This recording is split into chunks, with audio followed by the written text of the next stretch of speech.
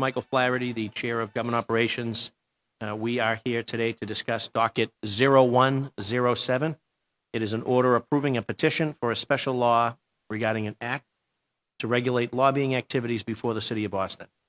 This home rule petition was initially sponsored by Mayor Walsh, referred to the Committee on Government Operations back on February the 3rd, 2016, and then refiled and then reassigned on January the 11th of 2017. This home rule petition seeks to allow more access and information regarding initiatives by third parties who seek to influence decisions made at all levels of municipal government. The home rule petition has been modeled after existing regulations at the state level and covers both the executive and the legislative branch. Further, this home rule petition would affect any communication being done with not only elected officials, but with all city employees. And this will be subject to registration and reporting requirements.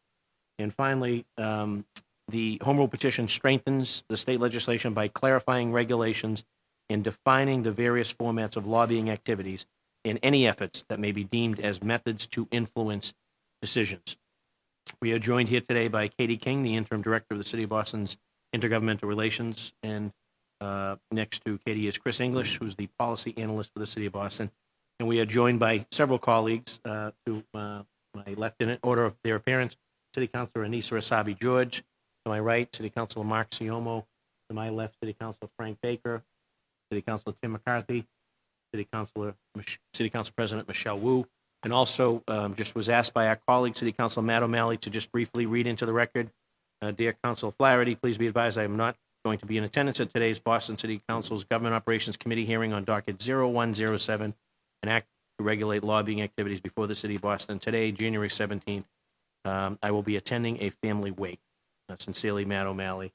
And we're also now joined by City Councilor Sal Lamantina. So my colleagues, if anyone has an introductory or opening statement, you may have the floor at this time. Otherwise, I'll turn it right over to the administration and get into it. Seeing and hearing people waiving their opening statements to get right into the administration. So without further ado, Katie King, interim director of the City of Boston's Intergovernmental Relations, you have the floor to introduce this home rule petition and give your thoughts on behalf of the administration, along with any additional thoughts that Chris English may have. Wonderful. Welcome. Welcome.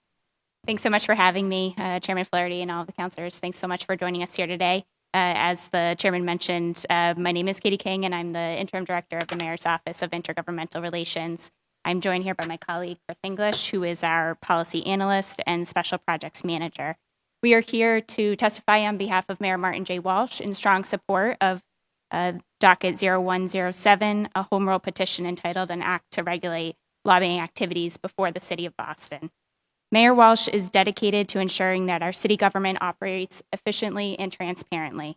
He has prioritized bringing openness to City Hall in a number of ways beyond the proposal before you, including creating an online application process and background check requirement for those serving on our boards and commissions, requiring ethics trainings for all cabinet chiefs and department heads, hiring additional staff to ensure Boston can meet the requirements of the updated state public records law, and creating an open data policy in 2015 that made additional data sets available to the public immediately online. With this home rule petition, Mayor Walsh aims to make municipal lobbying efforts easily accessible to the public for the first time in the city's history. The framework, as the chairman mentioned, of the home rule largely mirrors that of the existing state ethics law, with some key changes that we felt better tailored it to municipal government. I'd like to take a moment just to run through the whole outline. It is quite robust, so bear with me as I try to answer as many questions on the front end about what has been filed. First, we define lobbying activity as an attempt to influence the decision of a city employee via direct communication, whether that's on the phone, an email, or in person. And we have chosen to broadly define both the sphere of city employees and the decisions that we feel are relevant for transparency. City employees under this proposal include the mayor, city councilors, all staff in any city department, not just cabinet or department heads, individuals who work at the Boston Planning and Development Agency, the Boston Public Health Commission, Boston Licensing Board, the Water and Sewer Commission, and any member who serves on a board or commission. Decisions that are relevant for reporting associated lobbying activity include outcomes or actions taken on legislation, any standards, rules, rates, or regulations that are promulgated, procurement decisions, zoning approvals, and adoption or rejection of a policy position. While this encompasses a very wide array of possible interactions, one thing that we do not want to do is stifle communication between constituents and City Hall. We rely on constant input from residents to improve how we serve them. With that in mind, this home rule petition clearly lists types of actions and communications that would not be considered lobbying. These include merely requesting a meeting or asking about the status of an action, participating in an advisory committee or a task force, providing information at the request of a city employee, responding to a subpoena or participating in a law enforcement inquiry, acting in compliance with an adjudicatory proceeding, communicating regarding an employee personnel matter, and responding to an RFP or participating in a bid conference. Again, that's a long list, but those are the actions that under this proposal would not be considered lobbying. This home rule requires certain individuals and organizations to register with the city and report their lobbying activities. They fall into 4 categories. The first are lobbyist entities. These are businesses that provide lobbying services to third parties and are who we traditionally think about as lobbying firms. The second are lobbyist agents. These are individuals who are paid to influence municipal decisions. The third are clients. So either an individual or an organization that contracts with a lobbyist entity or a lobbyist agent for their services. And lastly, there is a 4th category labeled in the proposal as other lobbying organizations. These are groups that do not formally employ a lobbyist, but who still expend more than $250 per year attempting to influence an employee's decisions. One example here, and what this is mirrored off of in state law, is around political action committees. So I will get to it in a moment, but these organizations still have to file with the city, but just disclose a different set of information. In this proposal, the mayor has aimed to protect those who are civically engaged, whether it's individuals, neighborhood groups, and civic associations who volunteer their time and energy to better our city for no financial gain. In this way, the proposal exempts anyone who lobbies for fewer than 25 hours within a 6-month period, or who receives less than $2,500 for that lobbying in the same time frame. It also exempts nonprofit groups that do not employ lobbyists, do not make political contributions or pay their members, nor spend more than $2,000 in a year to influence municipal decisions. Again, an example here would be a civic association or some of our neighborhood groups. It also exempts other government employees. All of these exemptions outlined here, again, mirror what is in place at the state level. And under this proposal, these people would not have to register as a lobbyist. As required at the state level, for those who do meet the definition of being either a lobbyist entity, an agent, or a client, they must do 3 things. First, they have to register with the city annually. Second, pay an annual filing fee. For entities, it's $1,000. For agents and clients, it's $100 per year. And third, file reports on their lobbying activities every 6 months. We have outlined in the proposal a minimum of what those disclosure reports every 6 months have to include. And that includes campaign contributions that they've made, clients, who their clients are, what decisions they're trying to influence, their position on each issue, the compensation they received for lobbying on that issue, and the dates of lobbying communications. Recognizing the need for balancing transparent government while encouraging entrepreneurs to continue to bring new ideas and technologies to city government, this docket allows the filing fee to be waived for nonprofit clients and for small businesses who have fewer than 10 employees and have been around for less than 5 years. We want to encourage folks to continue to come to the city and not feel like there's a barrier to engaging with us on their new ideas, particularly if they're new to partnering with government. I'll clarify that this waiver does not waive the registration or the reporting requirements, so all of the information of those interactions would still be covered. It just waives the financial component. The fourth category of the required filers that we've named other lobbyist organizations, as I mentioned, would need to file, again, every 6 months, but a slightly different subset of information. This includes the name and principles of their group, the purpose of the organization, what decision they sought to influence, and how any expenditures made to that end, a list of campaign contributions, and a list of donors who contribute $15 or more. Again, this mirrors the requirements on political action committees under existing state law. The goal for all of this is to have this information readily available in an electronic format for the public to easily access. Lastly, the proposal allows for 2 options for enforcement, either the city clerk or a 3-person commission appointed by the mayor and approved by the city council. And enforcement tools include the ability to issue penalties for late filing of reports, investigating alleged violations of this act, suspending lobbying activity if somebody is found in violation, and requiring a civil penalty be paid if it's warranted. Robust implementation of this proposal will require a final determination regarding the enforcement entity, either the clerk or a commission. It will require that we maximize technology available to us and educate staff and external stakeholders who may be impacted. We can best accomplish this by partnering with all of you, as we do on so many issues. Docket 0107 underscores the mayor's commitment to making municipal government more transparent, and I know he looks forward to working with all of you to make sure that this proposal is before the legislature shortly. They are just kicking off their legislative session as well, so this is well timed, and I thank you for your time and attention, and Chris and I are happy to answer any questions. Very good. Thank you, Katie. The term lobbying agent, is that definition, is that meant to apply to those acting in the capacity of consultants? Can you give a more specific answer? Because if they meet the definition of engaging in a lobbying activity, and they are doing it for more than 25 hours in a 6-month period and being paid more than $2,500, then they would be, under this proposal, considered a lobbyist. Yeah, so I sort of look at it, it's like sort of 3 categories. You have the registered lobbyist that's currently already a registered lobbyist, and they're in the business of lobbying. Then you have the attorney that's in the practice of law, and then you have the next category, which is folks just term themselves consultants, consultants to a project, consultants to an entity, consultants to a corporation. So I just want to make sure that when we're talking about lobbying agent, that definition sort of applies to those that are acting in the capacity of consultants.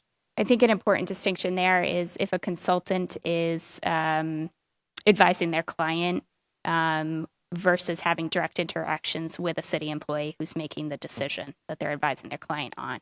So if that consultant, again, is having direct communication with a city employee and fits the definition, doesn't fall under any of the exemptions we went through, then there is a possibility they would be a lobbyist agent. If I could just shift briefly to nonprofits, some of our nonprofits and some of the salaries of our nonprofits outpace some of our for-profits.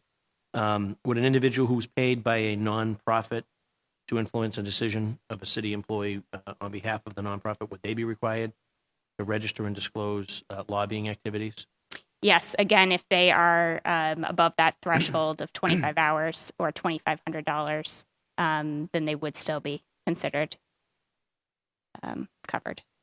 And then the definition of a city employee, that includes employees, in your packet, it included employees of the BRA, clearly, I guess a typo. I still call it the BRA, but the BPDA. So just from housekeeping, that term will have to be changed. And also just want to make sure that it extends to employees that work for the EDIC. That's the other wing of formerly the BRA, which is now the EDIC. Okay. So just making sure that the definition of city employee includes BPDA and EDIC. And also, just if you can explain the reasoning for excluding acts made in the course of participation in an advisory committee or task force from the definition of lobbying communication. Sure. Our rationale there was really that advisory groups and task force are requests from city employees to have residents and business owners in the city engaged to help us in our work to think through issues. And so we felt that falls under somebody who's being asked to participate by a city employee due to their expertise or what have you, and they should not be, feel like there's a barrier to participate in those discussions. And then under the provisions of the lobbying communications, it does not include any act done in the furtherance of obtaining a non-discretionary city approval, such as applying for a permit or a license. Does this exemption include appearances before licensing boards in the quasis, even in the instances where they may retain the services of either an attorney or a consultant, lobbyist? That's a good question. I think the distinction there is whether the permit is non-discretionary. And so some permits or issues before a licensing board may contain an element of discretion. And so in this case, those communications would not be exempt. That would be lobbying if you're trying to influence a discretionary decision. An example of a non-discretionary permit might be a street occupancy permit pulled at Public Works, something like that, where if you meet the criteria, you're going to get the permit, and there's kind of not a decision to be influenced. And then with respect to Article 80, so in the Article 80 process, which the BPDA handles when you file for your PNF, your project notification, and you roll out your Article 80, you identify, you list your entire team. Is that going to substitute for this here, or is there going to be an additional requirement on those seeking sort of Article 80 PDFs to an additional layer of? So how do you envision this working within the parameters of Article 80 process? At this point, we're not anticipating making any changes to the Article 80 process. We can continue the discussion with BPDA. I think there's operational value for them having the full team listed, whether or not somebody also has to register as a lobbyist, but happy to look into that more. Okay. Yep. Great. And any of my colleagues wish to weigh in at this? Abby George, Council Siomo. Chair recognizes City Council Mark Siomo. Is this pretty consistent with the state requirements for registering lobbyists and Yes. consultants and all the other aforementioned titles? Very similar. There's a few places where we made some choices. For example, having it cover all city employees and not making a distinction about maybe who's a senior level employee is a change from state law. But largely a lot of the details around enforcement penalties and the definitions of thresholds of what's lobbying, what's not, is based on what's currently in state statute.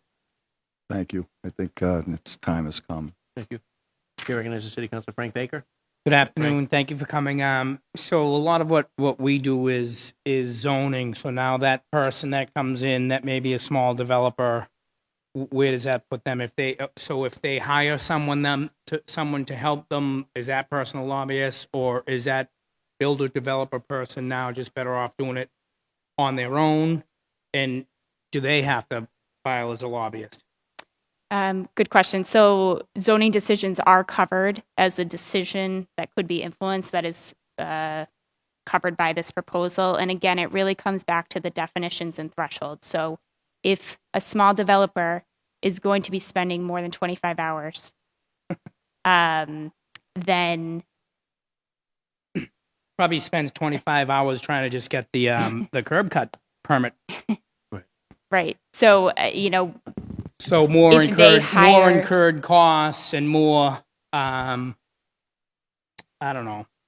So, and also, so CDCs won't need to, CDCs can come in and do that same type of activity, but not have to file as lobbyists, like to the CDCs, same sort of thing. They're coming in with a development project. Will they have to go through this same scrutiny or no, because they're a nonprofit? So I'll clarify, nonprofits as a whole are not exempt. There are pieces of nonprofit groups, so the smaller ones, if somebody is not getting paid for the lobbying that they're doing, so if it's an individual or resident or a volunteer who is volunteering their time and energy. So how do we to know when we have advocate? advocate groups in front of us? How do we know if some of them are being paid and are not being paid? Will they have to So the onus is on the filer to self-identify and register and report if they fall under the parameters. And then again, the enforcement of following up on that and looking into any potential violations would either fall to the city clerk or a 3-member commission, which could be set up. And then, so if there is a violation there, what is the violation going to be? There's a series listed in the proposal, and it really varies on fines daily if somebody has not filed their report, their disclosure report. There's fines that can be issued $50 a day for the first 20 days, and then $100 a day from there forward until they do file that report. And what does it cost to register again as an individual if you're just someone that is going to have business in front of the city, whether if you're doing development or whether if you are opening a restaurant and you're doing it all yourself, so you need to register if you're doing the work yourself as a lobbyist. It's $100 per year. Okay, thank you. If I may just say, so just if I'm correct, Frank, in my words, so you're concerned maybe around a chilling effect as sort of a small developers that don't go into the article process. It's just another thing that most people probably aren't going to do until, to put it in layman's terms, till they get ratted out, and then it becomes an investigation. Then it's okay, who's investigating? What are the fines? I don't know. Right. And which kind of moves to another potential loophole would be like, let's say, leaders of civic associations that start to negotiate sort of community benefits with developers. So they that's what happens next. So to Frank's point, so they will sidestep coming to their local elected official who's represented, who's elected to represent the people, because they don't want to have to comply with all this stuff. So they'll just start negotiating with heads of organizations and civic associations, right? Kind of sort of how it works to some degree in some communities. And then, so how are we going to track, I guess, that type of behavior? One would argue that that's lobbying. I think an important distinction, and the mayor wanted to be clear, we are not trying to dissuade active civically engaged individuals from participating in government. So if the head of a civic association does not get paid for their efforts to influence decisions, they would not fall under this. This is really trying to capture, where there's money spent for people to actively influence a decision. And if somebody is doing it as a volunteer on their own time and on their own dime, then they would not be captured under this proposal. Okay. Thank you. We've been joined here by City Councilor Ayanna Presley. Welcome, Councilor Presley. Councilor McCarthy, Councilor Wu, Council President Wu. Any questions? Chair recognizes Council President Michelle Wu. Thank you, Mr. Chairman, for convening this, and thank you, Katie and Chris, for presenting a great overview. I did have a couple questions, but I wanted to follow up on Councilor Baker's question. So in terms of the do-it-yourself small-time developer, for example, who doesn't have, let's say they don't have a separate lawyer or lobbyist, et cetera, are they really captured by this? Because in reading the definition of lobbying agent, it says it includes a person who engages in lobbying as part of his regular and usual business or professional activities and not simply incidental thereto. So if someone is trying to develop let's say it's a person doing their first ever development project, they bought the parcel next door to them, they need to come in and meet with some city folks on getting a variance for something, let's say. They're not getting paid specifically by anyone to meet with those city officials or introduce them to any city officials. Are they covered by this? If it's over, let's say, if for some reason it ends up taking over 25 hours to get that done. So they would be exempt if they don't meet those thresholds of 25 hours or $2,500 paid. So by right. someone separate from. So, okay. So I don't think it covers your small-time developer, Can I just but jump it would. in for a second there? Through the chair. But I mean, $2,500 or 25 hours, any sort of project that you have in front of the city. I mean, it may be 5 hours in front of me. It may be 20 hours at ISD. It may be another 40 hours at BRA. Is that the 20? And you're not really getting paid for any of that. You're hoping to get paid if you're selling the unit. You're hoping to get paid at the tail end of that. But and it's just, I don't know. We're jumping in here, and I'm not sure if everything is If you're doing it on your own behalf, Yeah. then not you're, payment. If you're doing it for somebody else, that's considered lobbying activity. So if you they have meet a those lawyer thresholds, if that you're the doing it for developer's yourself, paying, and this lawyer helps this developer, they help another developer, that lawyer needs The to. lawyer has yeah. to. Right. Some people don't want to use lawyers, so some people may do it on their own. But then they don't need to, according to the language as is, they don't need to do it because they're not getting paid for that act of going in. They might get paid for their project, but that's part of their job. Is that right? Okay, I just want to clarify that. My first question on this is why is it proposed as a home rule petition and not just an ordinance? I can get back to you on that. I don't want to misspeak. Yep. Because I haven't My dug sense, into. if I may just interject, my sense is because I think we're being given an either or option of the city clerk sort of overseeing it, which to your point, Council President, would make more sense to have it be an ordinance versus if we're going to create a special commission that's charged with sort of the enforcement piece of this. I think the home rule petition, one would argue, it would need state approval and it would kind of encompass the commission. That's the chair's position. I haven't looked into it as much as I will or should probably. But the city of Springfield did something just through an ordinance and not a home rule petition, Right. and they also have a commission overseeing things. But I think the difference is that their commission may just.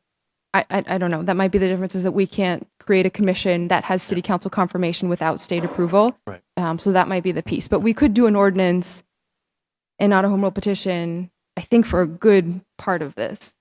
Let me get back to you on it because I want to make sure we're clear on why we made this choice. Okay. Right. I think it's important too to streamline it and make sure that it's not onerous, burdensome, so that people aren't doing the sidestep, and it's clear and it's concise, and the rules of the game are fairly applied.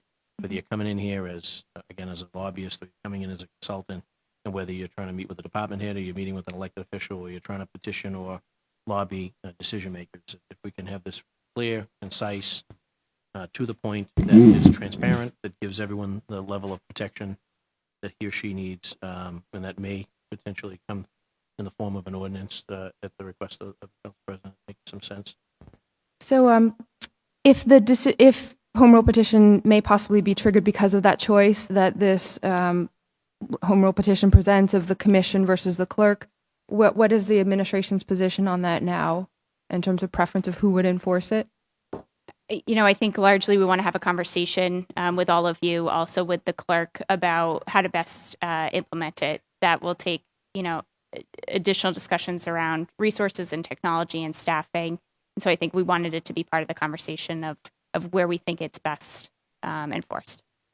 Maybe when the chair comes back, it'd be great to make that part of this public process as opposed to passing something and then having to figure out with the long lead time who's enforcing it and if that actually ends up cutting out the need for us to go to the state and create a commission, then let's just do this by ordinance. It'll be faster and clearer anyway.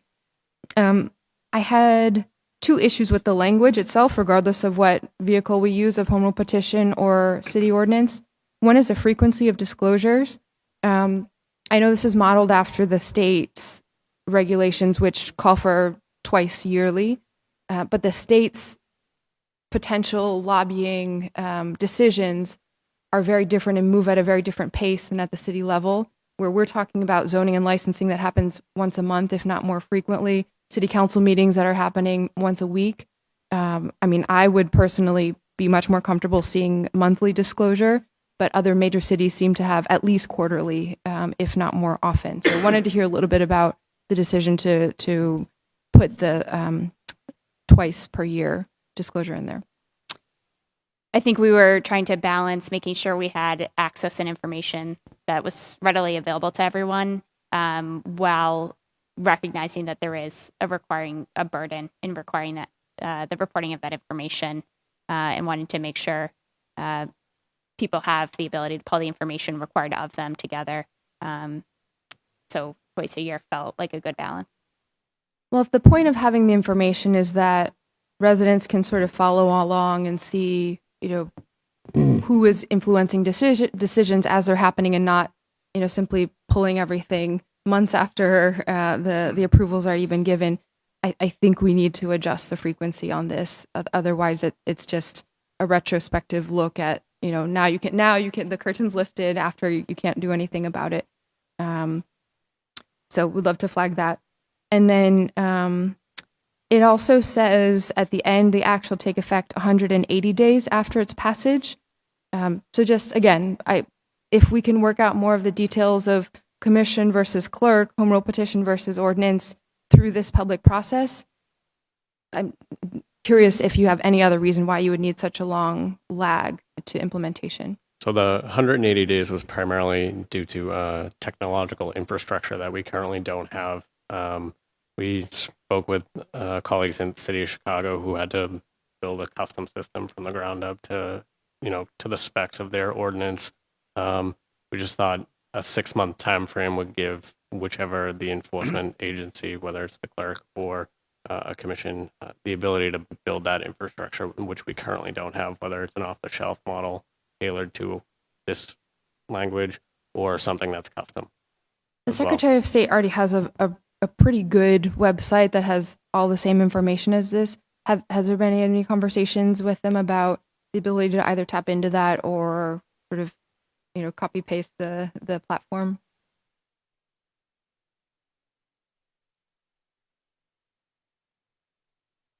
I don't want to speak for the CIO. I know we have spoken with the Secretary of State's office. I'm just not sure if there's restrictions on whether they can share that technology infrastructure with us or if we have to purchase it, but that's part of the 6-month time frame for us to develop and roll out. Okay. Well, Mr. Chairman, I was just saying I would feel much more comfortable if we rolled into our council hearing process more information on really whether it makes more sense for the clerk or a commission to do this, which I think we should figure out before we vote on anything, as well as what mechanism there will be to get access to the information, a website similar to the Secretary of State's or something else. But again, I still think we can do this through ordinance instead of home rule petition. But thank you very much. That's a fair point. And Chris, you had mentioned Chicago. So did Chicago, did they do their own or did they adopt the state of Illinois? Like how did that work? And you had mentioned some nuances that they brought forward that were they included in this submission? And if so, what were they? So they have their own system and their own ordinance that they had specific to the city of Chicago that went beyond the state of Illinois. And so in Chicago, who enforces it? Is it the city clerk? Is it the attorney general, secretary of state? How does that work? We'll Not off the top of my head, We'll no. have staff research some of the jurisdictions as well, just to, and we have an opportunity to do something for unique for Boston, long overdue, but want to make sure that we do something, do it right. Excellent. So they do have, under their board of ethics, they have a staff of 8. 2 of those people work directly on enforcing the lobbying provisions, as well as an additional staff member or 2 in their IT department. Okay. Councilor Presley, at this time, would you like to ask any questions? Council President, for line of questioning. Very good. We had invited some folks here. I know that PM Wilmoth was invited, as long as Sam Tyler. Sam Tyler had a scheduling conflict that he had some interesting comments that in the event that and at the council president's suggestion that we either morph to either a working session at some point or have another hearing that, and I also think it's important that the clerk be invited to attend as well, just given that it potentially may fall under her purview and what, if any, capacity they have to address it and or whether or not it makes sense to do a commission. So my expectation, as well as council president had mentioned, sort of the mechanism by which you're going to be able to get this information so it's readily retrievable and that there's a website and what have you involved. So this is probably something that will require either an additional hearing or a working session. But I do know that we had some folks that have willing to offer public testimony, if you'd be willing to stay to hear that public testimony. So we're going to transition to the public testimony point, and I see, is it Felicity Lingle? Felicity Lingle, if I'm saying it correctly. And Felicity, you could make your way down here and come right to the podium.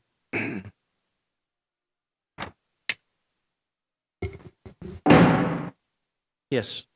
And Hi. welcome, Felicity. If you could just My introduce name yourself. is Felicity. I live in South Boston. I'm speaking on behalf of the Coalition Against IndyCar Boston in support of the Home Rule petition for a special law regarding lobbyist disclosure in Boston. CAVE is a group of residents from the Seaport, South Boston, and Fort Point neighborhoods who advocated against the IndyCar race that was proposed to be held on Labor Day weekends from 2016 to 2020.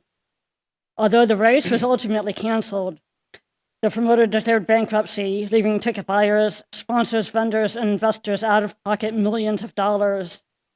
As recent testimony in the bankruptcy proceeding has made clear, the city of Boston devoted thousands and thousands of hours of public officials' time toward making the race happen. Yet the race was promoted by the mayor without obtaining community input or buy-in. He even signed a 5-year license agreement to hold it and spend millions of dollars in taxpayer funds for road improvements. The mayor's support of the race was influenced in large part by lobbyists for the race promoter, Boston Grand Prix LLC, who are politically close to the mayor. Specifically, the promoter's lobbyists included Chris Keohan of CK Strategies, the mayor's former senior campaign advisor, and Dan Passacantilli of Bluefront Telecom, a supporter of the mayor whose brother was a special advisor to the mayor. Both of these individuals lobbied the mayor for the race behind closed doors during 2014, 2015, and 2016. They did not register as municipal lobbyists because the city does not have in place any real disclosure requirements for lobbyists. Former race CEO John Casey testified in the bankruptcy proceeding that both Keohan and Passacantilli were not only lobbyists for the race, but they were also equity owners. Casey testified that Keohan was his conduit to Mayor Walsh, and that Casey and the mayor met in a parking lot on October 31st, 2015, where the mayor indicated his continuing support for the race. According to an accounting expert hired by the bankruptcy trustee, the promoter paid Keohan a total of $115,000 and Passacantilli a total of $40,000 for their lobbying services during 2015 and 2016. We also note that the Boston Herald reported last week that Mayor Walsh requested that Keohan raise money for an April 2015 political event honoring Mayor Walsh, and that Keohan then requested the race promoter cobble together $2,500 in contributions for the event. Public records indicate that the promoter's principals and representatives promptly contributed as requested. Mayor Walsh signed the license agreement 2 weeks later. If the lobbyist disclosure bill had been in place during 2014 and 2015, when the race was not yet a done deal, the public would have been able to learn of the lobbyist activities for the race going on at City Hall, including the dates of communications with city officials and the amounts of lobbying fees being paid. In our view, such transparency would have led to better public policy decisions regarding the race, and perhaps would have deterred approval of the race, thereby saving the city's residents and businesses from the ongoing fallout of the debacle. For these reasons, we wholeheartedly urge you to vote in favor of the Home Rule petition. Thank you for giving me the opportunity to speak. Very good. Thank you, Felicity. I only have one name here. Are there anyone else in attendance wishing to offer public testimony? You may do so now. Forever hold your peace. Seeing and hearing no additional desire. Any of my colleagues wish to give any final comments or thoughts? And does the administration want any final thoughts? Very good. So that will conclude today's hearing on Government Operations Committee with respect to docket 0107. Some questions that, and some after action items, list the questions that were raised by my colleagues and I, if you can get your hands around some of those answers. And my sense is that we'll probably either reconvene another hearing and get some additional parties to attend and or a working session in the very near future. So with that, docket 0107 an order approving a special law regarding an act to regulate lobbying activities before the city of Boston is adjourned. Thank you.